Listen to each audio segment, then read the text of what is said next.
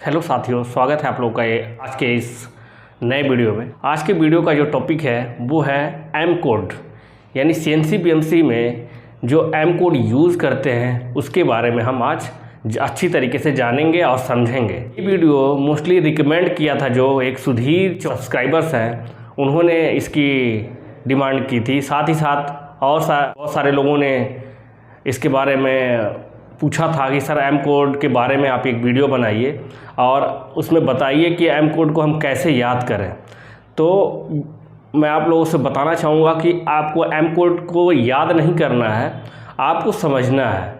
अगर आप M code के बारे में आप अच्छी तरीके से समझ पाते हैं तो आप इसको अप्लाई भी कर सकते हैं और कहाँ इसका यूज़ है इसको अच्छी तरीके से आप जान पाएंगे। तो चलिए बढ़ते हैं हम आज की वीडियो में, समझते हैं कि एम कोड है क्या। एम कोड एक मिसलेनियस कोड भी है, इसको हम फंक्शनल कोड के नाम से भी जानते हैं।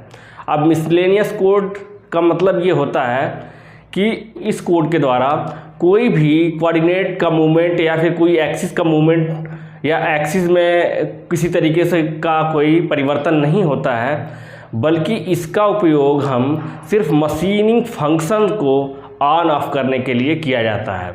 जैसे कि मान लीजिए हमें कूलेंट चलाना हो या फिर मोटर चलाना हो, स्पिंडल चलाना हो या पैलेट को चेंज करना हो, इस तरीके के जो काम में लिए जाने वाला जो कोड होता है वो होता है एम कोड। तो एम कोड क्या है कि जो मशीन मैन्युफैक्चरर होता है उसके हिसाब से परिवर्तित होता रहता है। फिर भी कुछ कोड ऐसे हैं जो स्टैंडर्ड हैं, तो उसके बारे में हम चर्चा करें। अगर आपको एम कोड के बारे में अच्छे तरीके से सीखना है तो इस वीडियो के अंत तक बने रहिए, आपको एम कोड के बारे में अच्छी तरीके से पता चले। वीडियो में आगे बढ़ने से पहले मैं आप लोगों से ये भी बताना चाहूँगा कि एम कोड जो है वो मशीन का जो उत्पादन करने वाला या बनाने वाला कंपनी होता है वो जो पीएलसी का यूज़ करता है उस पीएलसी के हिसाब से वो एम कोड को डिसाइड करता है। और जब भी हम उस मशीन मैन्युफैक्चरर से मशीन को बाय करते हैं तो वो मशीन के साथ हमें एम कोड की लिस्ट भी देता है और उस लिस्ट के द्वारा ही हम उस मशीन में उस कोड का यूज़ करते हैं। तो M code machine to machine या मैन्युफैक्चरर टू मैन्युफैक्चरर चेंज होता रहता है, बट कुछ कोड ऐसे हैं जो हर मशीन के लिए स्टैंडर्ड किया गया है, उसी के बारे में आज के वीडियो में हम चर्चा करेंगे। तो चलिए बढ़ते हैं हम आज की वीडियो में। पहला जो एम कोड है वो है M00। M00 का मतलब ये होता है कि जब भी हम प्रोग्राम में कहीं M00 लिख देंगे तो प्रोग्राम चलते हुए जब भी M00 पे आएगा तो ऑटोमेटिक अपने आप प्रोग्राम वहीं स्टॉप हो जाएगी, मशीन रुक जाएगी।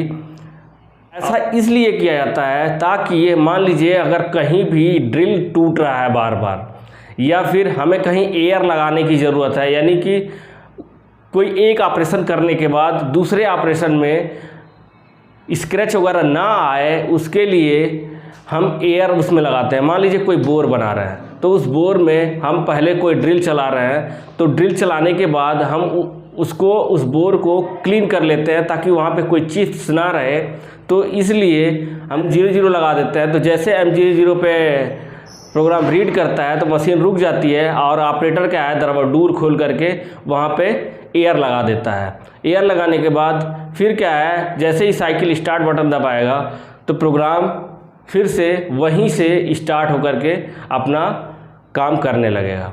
तो इस तरीके से M00 का यूज़ हम प्रोग्राम को कहीं भी रोकने के लिए या मशीन को कहीं भी रोकने के लिए यूज़ करते हैं। अब आपको M01 और M00 डिफरेंस के बारे में समझना ज़रूरी है। तो M01 जो होता है ये होता है ऑप्शनल स्टॉप, और ऑप्शनल स्टॉप का आपको मशीन का जो फंक्शनल पैनल होता है उसमें एक बटन दी होती है। जब भी आप उस पर ऑन कर दोगे तो जहाँ जहाँ M01 होगा वहाँ वहाँ मशीन रुक जाएगी। लेकिन M00 का कोई बटन नहीं होता है, जहाँ भी आप प्रोग्राम में डाले होंगे वहाँ पे आकर के मशीन ऑटोमेटिकली रुक जाएगी। आपको किसी भी तरीके से हमने समझा कि M01 और M00 में क्या डिफरेंस है। अब हम बढ़ते हैं M02 की तरफ। तो M02 मतलब ये होता है कि प्रोग्राम एंड, बट बेसिकली आज के समय में इसका यूज़ नहीं किया जाता है। बहुत पहले इसका यूज़ प्रोग्राम को, जब भी प्रोग्राम ख़त्म होता था तो नीचे, सबसे नीचे जहां हम M30 का यूज़ करते हैं वहां पे M02 का यूज़ करते थे। लेकिन जब भी M02 का हम प्रयोग करते थे तो वहाँ पर हम प्रोग्राम को हमेशा रीसेट करना पड़ता था। तो रीसेट करने के बाद ही हमारा जो प्रोग्राम शुरुआत से चलता था। तो आज M02 का यूज़ सिर्फ वहीं करते हैं जहाँ पे 15 साल पहले की मशीनें यूज़ हो रही हैं। अब बढ़ते हैं हम अगले कोड जो है M03। M03 को हम बोलते हैं स्पिंडल रोटेशन क्लॉकवाइज।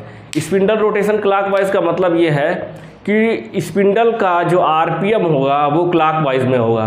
अगर हम CNC की बात करें कि तो जब भी लेफ़्ट हैंड टूल होल्डर का यूज़ हम करते हैं तो मोस्टली उसमें हम क्लॉकवाइज स्पिंडल रोटेशन का कमांड देते हैं, यानी कि M03 देते हैं। अब बढ़ते हैं हम अगले कोड M04 की तरफ। तो M04 जो है स्पिंडल रोटेशन CCW, यानी काउंटर क्लॉकवाइज या एंटी क्लॉकवाइज में हमें घुमाना है। CNC मशीन में स्पिंडल को एंटी क्लॉकवाइज घुमाने के लिए हम M04 का यूज़ करते हैं। मोस्टली इसका यूज़ CNC में राइट हैंड टूल होल्डर के लिए किया जाता है। अब नेक्स्ट जो हमारा कोड है वो है M05। तो जब भी हम प्रोग्राम के एंड में या प्रोग्राम को हमारा जो प्रोसेस है कंप्लीट हो रहा हो या फिर कोई एक पार्टिकुलर टूल चल चुका हो तो स्पिंडल को रोकने की ज़रूरत पड़ती है। तो स्पिंडल को रोकने के लिए हम यूज़ जो करते हैं वो M05 का यूज़ करते हैं। अब हम बढ़ते हैं M06। तो ATC टूल चेंज, इसका उपयोग हम BMC मशीन या HMC मशीन में करते हैं ऑटोमेटिक टूल चेंज के रूप में। यानी कि जब भी हम M06 T01 कमांड डालेंगे तो M06 का मतलब होता है ऑटोमेटिक टूल चेंज, और टूल नंबर हमने डाल दिया तो जिस टूल नंबर को हम डालेंगे वो टूल ऑटोमेटिक चेंज करके आ जाएगा। अब M07 के बारे में जानते हैं। अब नेक्स्ट जो कोड है वो है M07। तो M07 जो होता है flash coolant on. Flash coolant on से मतलब है ये है कि जो हमारी BMC और HMC में बॉडी होती है तो उसमें जो चिप्स कलेक्ट हो जाते हैं तो उसको क्लीन करने के लिए हम हाई प्रेशर फ्लैश कूलेंट का यूज़ करते हैं। तो उसी को ऑन करने के लिए M07 का यूज़ हम करते हैं। नेक्स्ट जो हमारा M कोड है वो है M08। तो M08 होता है वो CNC टर्निंग में जो हम टरेट में कूलेंट लगा होता है, नोज़ल कूलेंट, उसको ऑन करने के लिए, उसी तरीके से BMC या HMC में नोज़ल कूलेंट को ऑन करने के लिए हम M कोड का जो यूज़ करते हैं वो M08 का यूज़ करते हैं। M09 है, यानी कि नोज़ल कूलेंट को ऑफ करने के लिए M09 कोड का यूज़ करते हैं। नेक्स्ट जो कोड है M10, कोई भी पार्ट है उसको ऑटोमेटिक क्लैंप करने के लिए जो कमांड दिया जाता है वो M10 दिया जाता है। और अगर हमें पार्ट को अनक्लैंप करना है तो उसके लिए जो कोड का यूज़ किया जाता है M11 का यूज़ करते हैं। अब नेक्स्ट जो कोड है वो है M19। M19 का मतलब ये होता है कि स्पिंडल को किसी एक फिक्स लोकेशन में हर बार रोकना। यानी कि मान लीजिए ये स्पिंडल है, इसको मान लीजिए कोई स्पिंडल है, इसको हमें हर बार यहाँ पे रोकना है। तो यहाँ पे रोकने के लिए हम M19 डालेंगे तो जहाँ ये कोड पड़ा होगा तो उस कोड को रीड करते ही वो स्पिंडल हमेशा घूम करके उसी पोजीशन पर आ जाएगा। तो इसका उपयोग हम इसलिए करते हैं कि मान लीजिए कोई पार्ट लोडिंग अनलोडिंग कर रहे हैं तो उसमें क्या है कि कोई हमें लोकेटिंग पिन वगैरह दी होती है तो वो बार बार ऑपरेटर के सामने आए तो ऑपरेटर को उसको दिक्कत ना हो लोडिंग अनलोडिंग में, इसके लिए हम M19 का यूज़ करते हैं। इस M19 को हम स्पिंडल ओरिएंटेशन के नाम से जानते हैं और इसका जो सिंबल होता है वो सिंबल ये होता है, ऐसे होता है, यानी कि ओरिएंटेशन का सिंबल होता है 30। तो M30 का मतलब होता है प्रोग्राम एंड या रिवाइंड।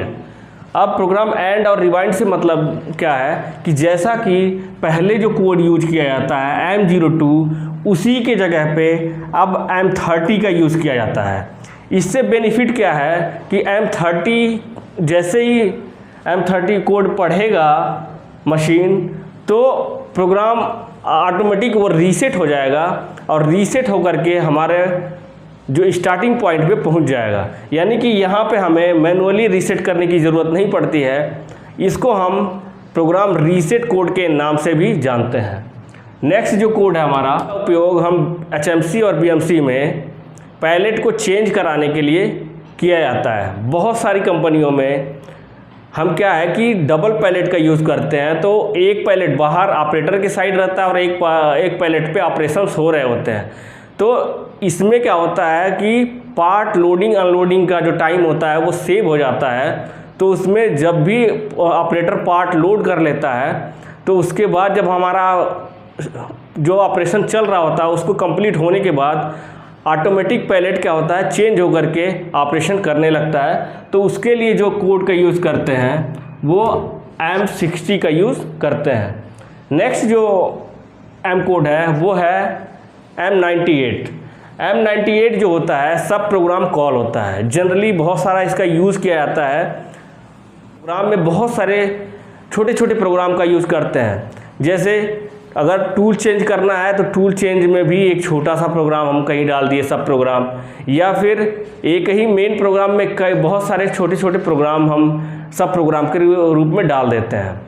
तो उसको कॉल कराने के लिए जो यूज़ करते हैं हम सब प्रोग्राम M98 का यूज़ कर। इस सब प्रोग्राम को जब हम चला लेते हैं तो उसको कैंसिल करने के लिए हम M99 का यूज़ करते हैं। 01 और M00 का यूज़ हम इसलिए करते हैं ताकि कहीं भी अगर हम अमाउंट में पार्ट बनने के बाद इंसर्ट को चेंज करना हो या टूल को चेंज करना हो तो ऑपरेटर क्या करता है ऑप्शनल स्टॉप को दबा देता है, और ऑप्शनल स्टॉप दबाने पर क्या होता है मशीन रुक जाती है तो वो इंसर्ट को चेंज कर लेता है।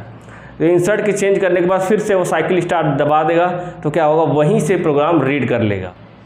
साथ ही साथ मैं आप लोगों से ये भी बताऊंगा कि M कोड जो होता है जैसा कि मैंने पहले भी जिक्र किया है, ये क्या है मशीन मैन्युफैक्चरर पर डिपेंड करती है कि वो कौन से PLC का यूज़ कर रही है। ये क्या है मशीन टू मशीन वेरी करता रहता है। तो आपको अगर अच्छी तरीके से या कहीं नई मशीन पे आप जा रहे हैं, नई टाइप की मशीनों पे, नए मैन्युफैक्चरर की मशीनों पे, तो वहाँ पे जो M कोड लिस्ट होता है मशीन पर आपको चिपकाया हुआ मिल जाता है। तो सबसे पहले आप उसको रीड करिए, उसके बाद आप उसका अप्लाई करिए उस मशीन पर। अदरवाइज क्या होता है कि बहुत सारे अलग अलग M कोड का यूज़ हम करते हैं। अगर दूसरे मैन्युफैक्चरर का कोड आप दूसरे मशीन पे अप्लाई करे हुए तो वो चीज़ें नहीं लेगा, एक्सेप्ट नहीं करेगा। तो आपको उसी मशीन मैन्युफैक्चरर का M कोड लिस्ट जानना पड़ेगा। आई होप वीडियो आप लोगों को अच्छा लगा होगा। अगर अच्छा लगा है तो लाइक शेयर सब्सक्राइब ज़रूर करिए और ज़्यादा से ज़्यादा लोगों तक पहुंचाइए। मिलते हैं आप लोगों से नेक्स्ट वीडियो में एक वैल्यूएबल कंटेंट के साथ। तब तक के लिए जय हिंद।